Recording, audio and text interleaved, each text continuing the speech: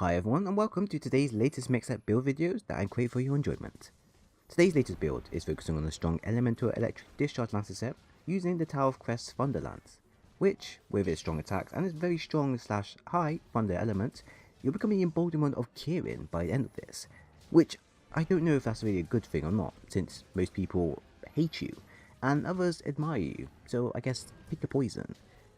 So now I call this set the Thunder Piker build, as I was originally going to call it the Thor build, but you know it just doesn't seem right by calling it a Thor build when Thor uses a hammer. But anyways, it's kind of a rare to create a strong elemental build in this game, because of the elemental cap introduced by the dev team, and because of that, with some weapons that can't reach max elemental damage, basically makes it very hard for elemental weapons in game to be on par against non-elemental weapons.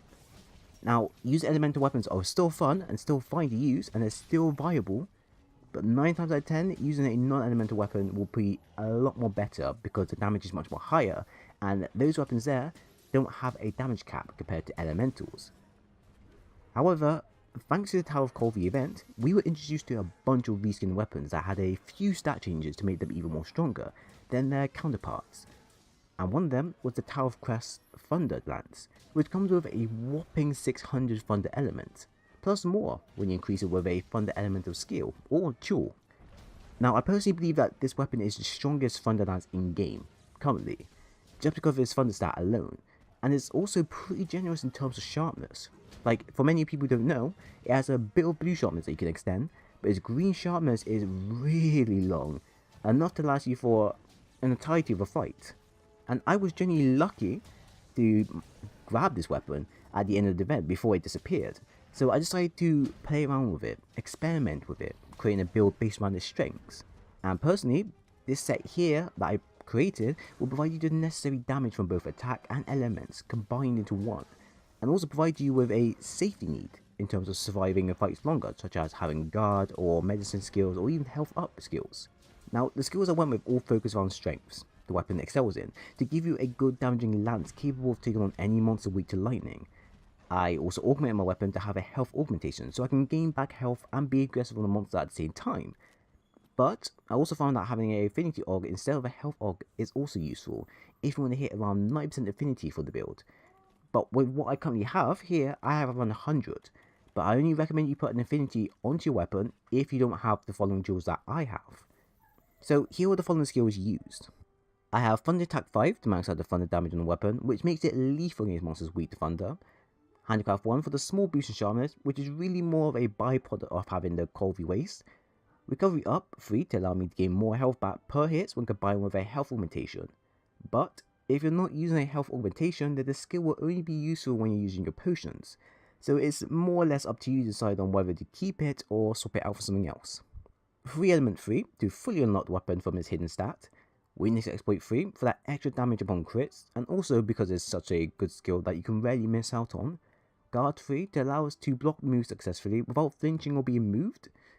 Blight Resistance 1, which is a knock-on effect from using the Kirin Y set. And lastly, Maximum Might 3 that gives a big boost in affinity by giving us 30% free affinity to our build to our current set. Overall, this set will give you an overall damage of 403 with your thunder stat reaching a level of 760. Which for some odd reason hasn't reached its cap yet, as usually when an elemental hits its cap, it will go orange. In this case here, it only stays white. So I'm not sure if this is a bug or if this is basically for telling us something's going to happen in the future, but yeah, we just work with what we currently got. And I also have 100% affinity, making this a very worthwhile experiment to build to play until your heart's content.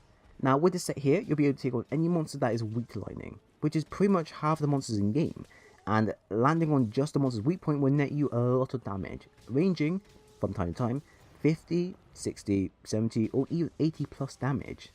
I believe at one time I managed to get around 100 plus hitting the monster's weak point, but that kind of varies every now and then. But you only see these large numbers if the monster is weak to thunder and you're aiming at the monster's weak point at the same time. If you're not, most times your damage can vary to around a low 20 to a high 50 if it's not on monster's weak point, which is more or less still great damage, but it can be even more when you're focusing on doing combos and you're focusing on monsters' weak points. Now your comboing should be a simple shield up when you can and poke when the monster leaves itself vulnerable to you, as you want the monster through your defense, which is a simple knowledge when using Lance. But at the same time, you should be also mixing it up every now and then, as you don't want to stay in one place all the time and repeat the same process over and over and over again, even though that's gonna happen anyway. So really, you're gonna be doing the standard 3 pokes, then dodge, then 3 pokes, dodge, or shield up, and repeat this process over and over again until the monster is generally down. Now, if you're aiming at a monster that is 3-star weak to thunder, and you aim at the weak point at the same time, and then let's say you get around, at best, 50 damage per hit, then that's a simple 50 times 3 equals 150 damage overall from that one simple combo.